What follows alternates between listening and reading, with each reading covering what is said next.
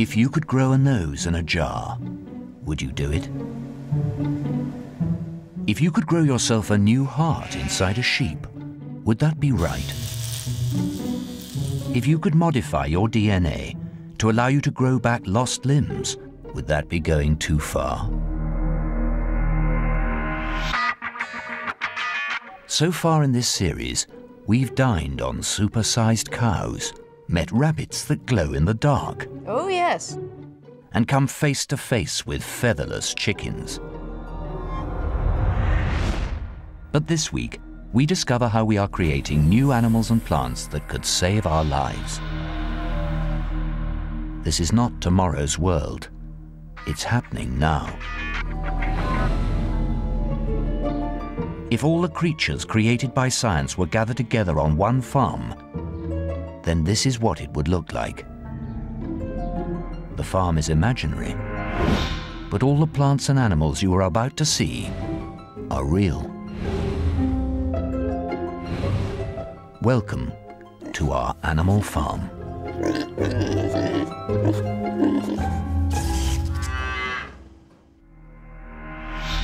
This week, our tour of the animal farm exposes an incredible new world of medicine. My feeling is to stop doing it, not just... We've placed 2 people on our farm to help guide us around. Olivia wants to persuade you of the benefits of genetic engineering and biotechnology. I'm Olivia Judson, and as a biologist, I believe that biotechnology is a tool with amazing potential power. By using techniques like genetic modification or tissue engineering, we have the potential to create crops that could help us to control infectious diseases, or animals with human organs growing inside them. But in order to really take advantage of the technology, we're going to have to embrace it. But organic food fan Giles Corran finds the idea of a pharmaceutical farm highly disturbing. As a food writer, I really believe that farms ought to be left to do what they've always traditionally done best, which is to provide food. I really don't like the idea of their being turned into factories to produce drugs and human organs. I really don't think farms ought to be turned into laboratories for scientists to play games with the building blocks of life.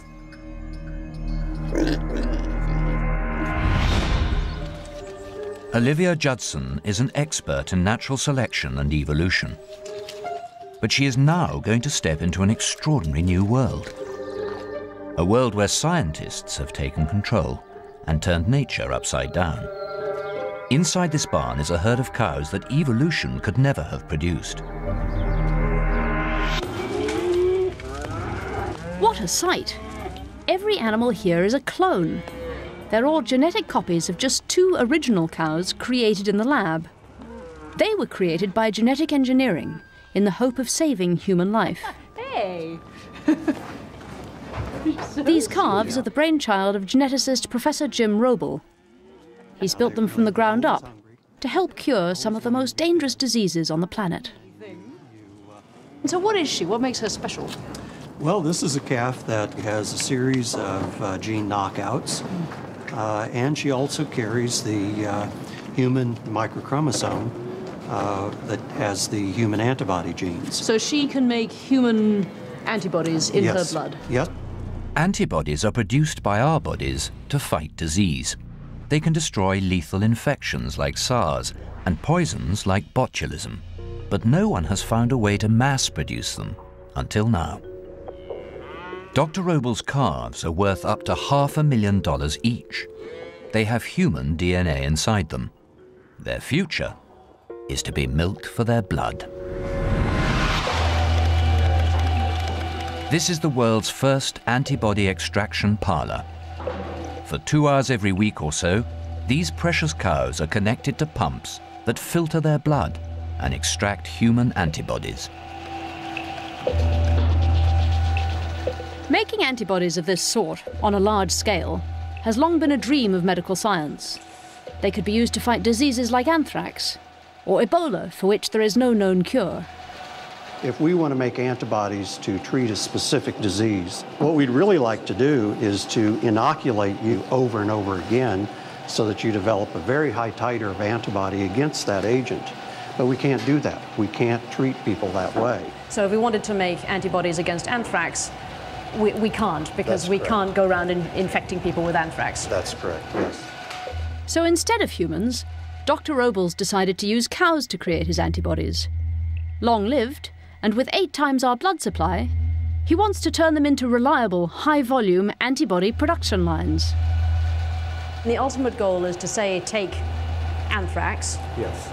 expose the cow to anthrax, inject it with anthrax, at which point it starts making lots of antibodies against anthrax. Yes. And then you can collect those antibodies, purify them, That's correct. and treat people who have been exposed to anthrax. Yes. But it's no easy job to get cows to produce human antibodies. You have to genetically modify the cow's immune system to make it at least partly human. Dr. Roble has had to copy 2 sets of genes out of our DNA, which he then combines into a package called a microchromosome. But to get that microchromosome into the cow, he's had to use one of the most complex cut-and-paste jobs I've ever heard of. Take the microchromosome and you transfer it from mouse cells to chicken cells. Okay? And this is a specific chicken cell line that allows you to cut and paste chromosomes. And the best way to carry this chromosome is actually in a hamster cell line. So then it goes to a hamster cell line. We then transfer it to the cow cell line. So let me just get this straight. To make a human chromosome, you have to go through mice, chickens, hamsters, and then cows. And then finally cows, yes. Wow. Because each cell type has its own peculiar but specific quality that allows us to do a specific kind of manipulation.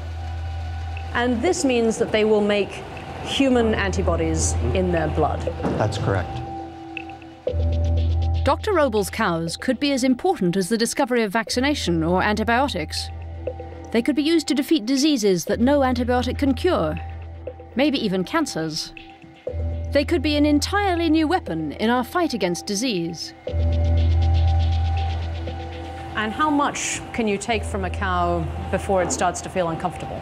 A cow like this, you could easily collect probably 10 liters. A cow has about 20 grams of antibody per liter of plasma. Then you're talking about 200 grams of antibody. These cows take blood donation to a whole new level. Just 10 or 20 of them could supply the yearly worldwide demand for one of Dr. Roble's antibody therapies. And it's the kind of advance that only genetic engineering could have given us.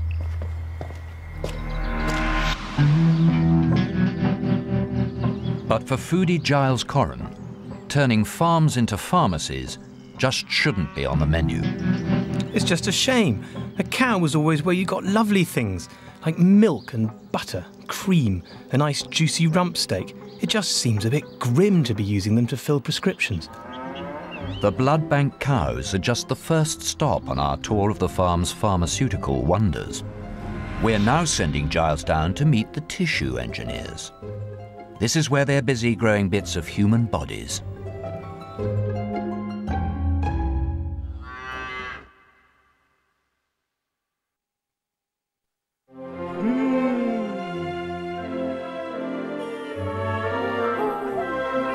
Not only have British Gas's prices fallen, but because of the cleaner energy sources we use, our electricity has the lowest carbon emissions of any major supplier. To find out more, visit house.co.uk!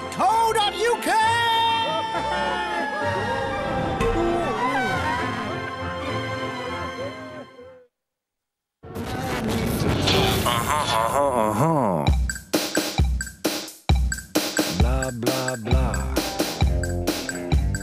Blah, blah, blah. Blah, blah, blah. Blah, blah, blah. Blah, blah, blah.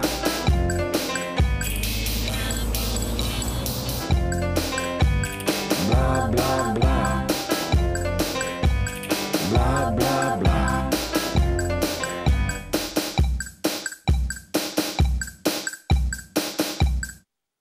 Two great snack-resisting contenders here, Linda Troon and Jane Clump. Between them, a mountain of snacks. Who will crack first? Jane is working on a diet of lettuce and sour lemons. And Linda is using Danone-shaped lasting satisfaction. Yes, it's low fat and has effective fibres and proteins. And after eating it, women feel they snack less.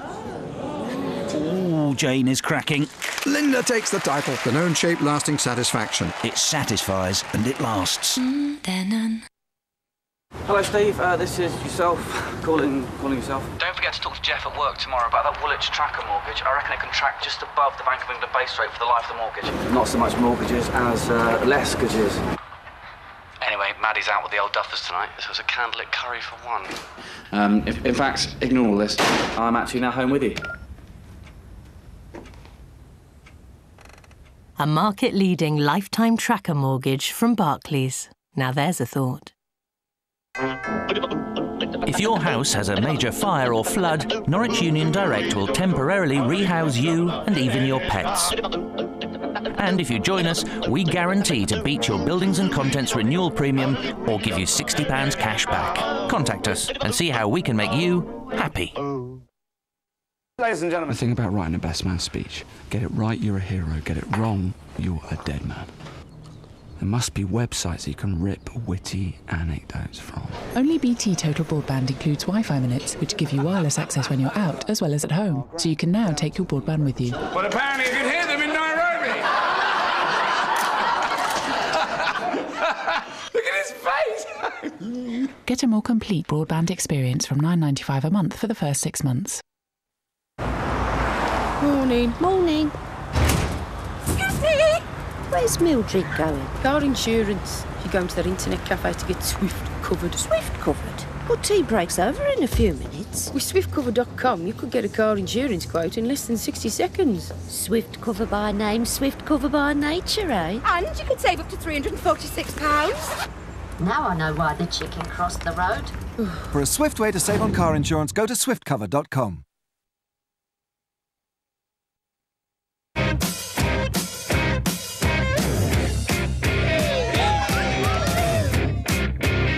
He's blackmailing me. Blackmailing you? My heart's not strong enough to get broke again, Barney. Sounds such a mongoose.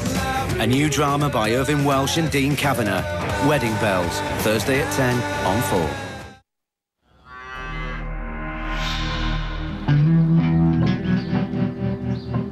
It's 8 a.m. and it's time for organic food fan Giles Coram to visit a farmhouse kitchen like he's never seen before. He's going to meet the tissue engineers. My face, bog standard. 1 mouth, 1 nose, 2 ears, 2 eyes. Just the way I like it. But down in the basement, they're up to something called tissue engineering. This is where they do things like grow artificial ears and then put them on the backs of mice. Today, though, they're under instructions to grow me a new nose. It all starts with a high-tech jelly mould in the shape of my schnoz. How do I look? Better or worse? But they're not making jelly here. They're going to use this mould to make what they call a scaffold. And that scaffold's got lots of special properties that are going to allow cells, the cartilage cells and skin cells, to actually form the living part of your nose structure. I wouldn't want to wear this for the rest of my life. And we actually start with a plastic material, which is this material here. Actually used to make biodegradable plastic bags in supermarkets these days, but this is a much finer quality. Biodegradable. That's nice. At least my scary new nose will be environmentally friendly. But then they're going to grow new cartilage and skin on the top of this scaffold, all in the shape of my original nose. I've already seen what these guys will get up to, though, given half a chance. Am I going to find my nose stuck on the back of a mouse? So you're growing this nose of mine much like the ear that was grown and then later transplanted onto a mouse in pictures which everybody saw. Was that the same sort of process? The ear on the mouse used the same process that we're using to grow the nose. What it went on to do, which was very important, was to show you could then take that living structure that you'd grown in the laboratory using a scaffold and cells and put that into a living organism, and it would be maintained because blood vessels would grow close to it and it would continue to live. It proves that you can grow something out of the body, and when it goes into the body integrates with it and keeps it alive. This is the beauty of it. So without the technology that put the ear on the back of the mouse, my nose would be a non-starter. It proved that what you grow in a lab can survive on a living body. So that goes into the oven. But they do seem to treat all this like some surreal form of cookery. You just pop it in at gas mark 5. Right then, let's have a look. OK. My, doesn't that look yummy? Although, personally, I think I might have browned it first. So that is the scaffold structure. My word, that was my nose. That's right. 90% of that is actually air. It's only 10% that's been taken up by the polymer structure. And that 90% is giving the space for the cells to get into there later on in the process and form the tissue of your nose. That's really rather impressive. I can't wait to see what happens next. In the natural order of things, you kill it, cook it, and eat it. Here, they've cooked my nose first, and next they're going to bring it alive. Welcome to the scary kitchen of Nigella Frankenstein. We'll leave Giles's nose to stand on the sideboard for an hour or so. It's time for Olivia to see some of the most exciting work on our farm. What will she make of the farm's baby department? Here they want to grow a human liver.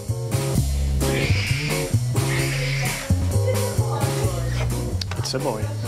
This is Dr. Nico Ferraz. His first job of the morning is to collect the umbilical cord of a newly born baby. He's looking for an ingredient that is revolutionizing modern medicine. 20 years ago, umbilical cords like this were usually thrown away. We didn't know that they were one of the best places to get hold of stem cells. Here's the cord, a very long one. So this is the umbilical cord? This is the umbilical cord. So the idea is to collect the blood and then extract the stem cells? Yes, absolutely. Why do we care about stem cells? Well, stem cells are really exciting because they have the possibility to build many cell types of the body. It just opens huge possibilities.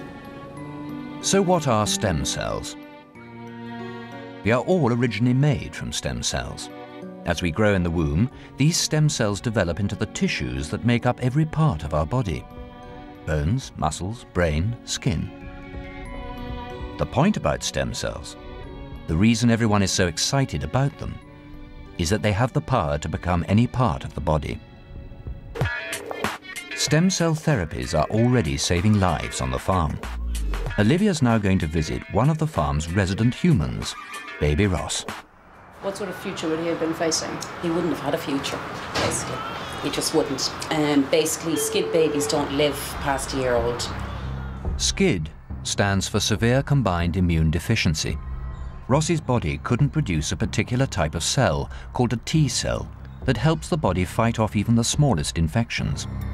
But doctors transplanted stem cells into his bloodstream, where they multiplied and transformed into the T cells that Ross needed. He wasn't able to fight off any infections, so basically he would have been dead by a year. So even a common cold could have killed him? That's correct, yeah, or a kiss or anything. So for the last 6 months we haven't kissed him at all. Aww. He hasn't been able to touch our hand, touch our faces, touch anything. He do what he wants, I don't care. Stem cell therapy saved Ross's life. But there's been a lot of controversy over stem cells, just because one of the places we can get them is from embryos. Luckily, though, embryos aren't the only source. We can also get them from bone marrow, or umbilical cords, as Nico does. Nico's dream is to grow a human liver from the stem cells he collected earlier.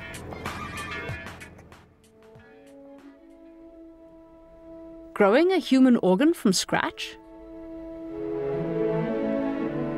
One of the most complex parts of the human body?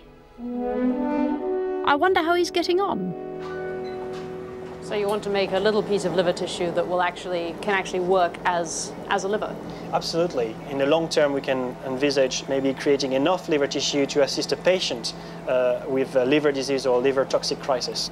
The difference between life and death in a patient with liver conditions is it's only 5%. So 5% improvement can keep them alive for a decent amount of time.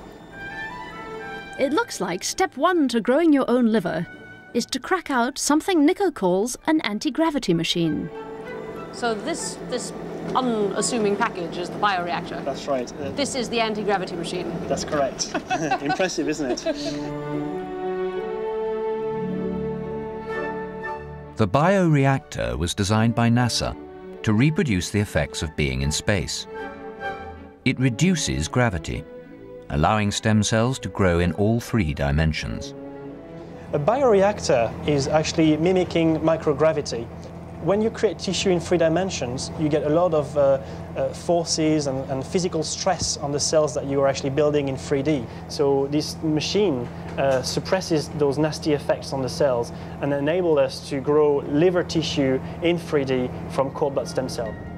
Step 2 in growing your own organ is to load up the bioreactor with stem cells.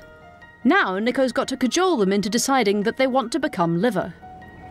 So basically you put them into this sort of anti-gravity machine, and then you add various compounds and chemicals that say, become liver, become liver, become liver. It's got all the salt, minerals, sugar, proteins that they need to be alive, and some special reagent called growth factors. Growth factors are Nico's magic ingredient. They convince the stem cells to start growing, and also tell them what to turn into. In this case, liver.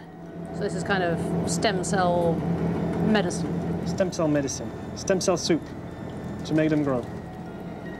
So I'm just going to put this on rotation in this hot chamber. All right, let's... Stem cells, some pretty potent chemicals, and a bioreactor. And Nico could have a production line for human organs. Oh yes, it's very warm. Nice and warm, yeah. So it keeps them happy at the... Comfortable cells. Comfortable cells. And turn it on. Starts rotating. This could be the first step towards a farm for living human tissue. If the stem cells are the seeds and the growth factors are the fertilizers, Nico's bioreactor is a miniature greenhouse for human livers. After 6 weeks, this is the end result. A 3-dimensional chunk of working human liver. It may measure a few millimeters across, but this could be the future for organ transplants. Just a few grams of this tissue could save the life of someone dying from liver failure.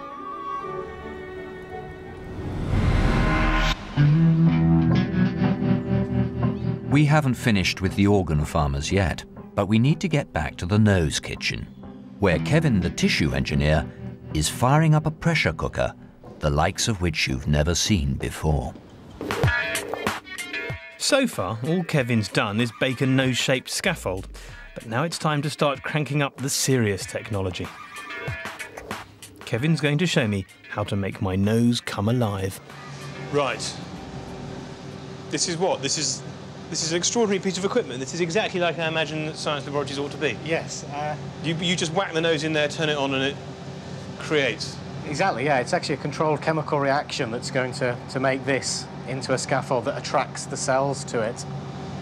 So it's going to change the nature of the nose scaffold? Yeah, you won't actually see any difference to the eye, but actually a lot of important changes are happening to the chemistry of this material. Wow. So you put it in there and it changes it into something which will fool the cells into thinking it's a living thing? Yes, that's right, yeah, exactly. Cunning. And so it just goes through this front port here, and then we just position it.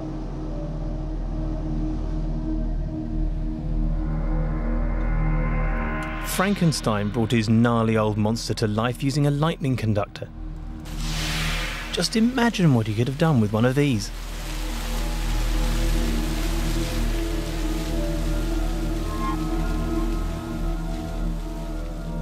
You can see now within the chamber it's glowing pink, and the reason for that is the gas that we're leaking in there is being charged up, so it becomes very reactive, and that will now undergo a chemical reaction with your nose scaffold and change its surface.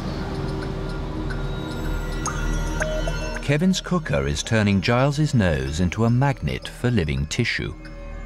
Almost literally. Through a complex series of chemical reactions, this machine is making his nose positively charged. Any cells that come close to it will stick like magnets onto the scaffold surface.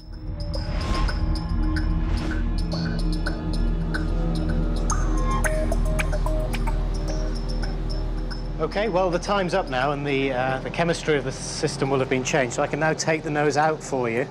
At this stage, I've got gloves on because we don't want to interfere with that chemical process. Now, your nose doesn't look any different. It still looks like a polymer scaffold of your nose, but actually to the cell it will look very different. It will now have a different type of surface which the cell will want to stick to. So, what do we do with it now? Well, it's ready for the cells now, the next step. Now Kevin's really cooking. He's doused my nose in meths to sterilise it,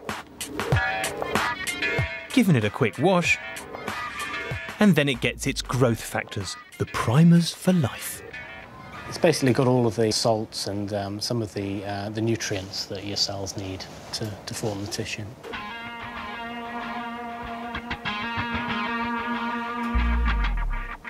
The nose is now ready to receive the cells.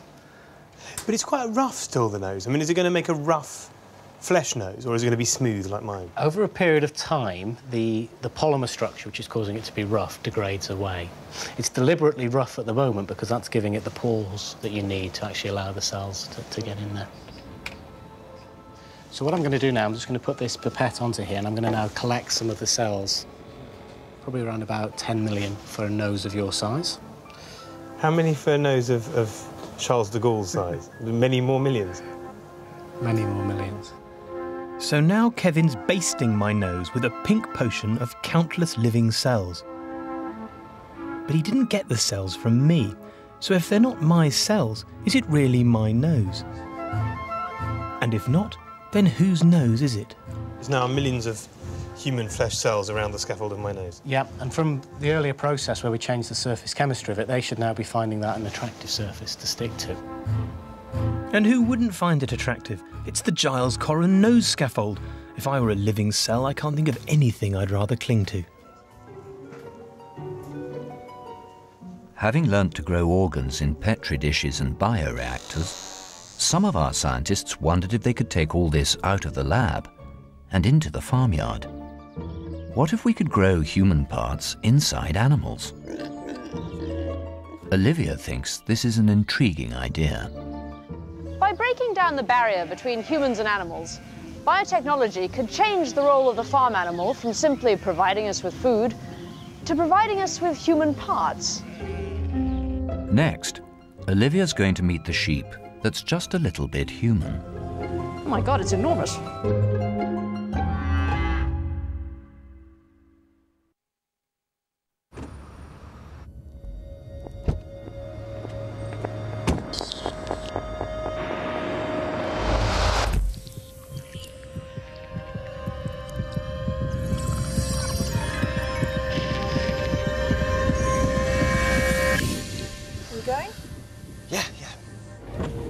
Everything is sport.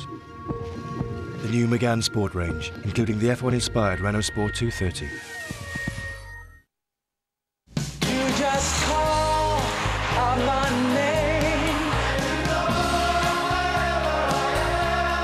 I'll come running to see you again. Winter, spring, summer, all you gotta do is call, and I'll be there somewhere. You got a friend. Jake's dad bought him a laptop, and he's got an Xbox 360 and a new iPod, 30 gigs and video playback. Dad, he's dead jammy. I'm looking forward to meeting Jake's dad at Sports Day.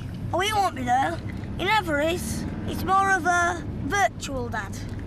Not like you. Can't get rid of you. Werther's Original, made from real butter and fresh cream. We've got more flavours than any other probiotic. No wonder Danone Actimel is Britain's favourite. Danone.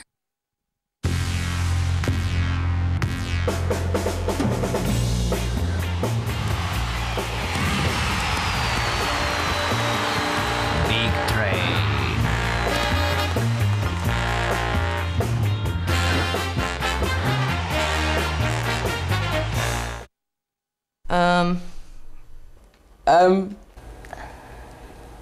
Oh.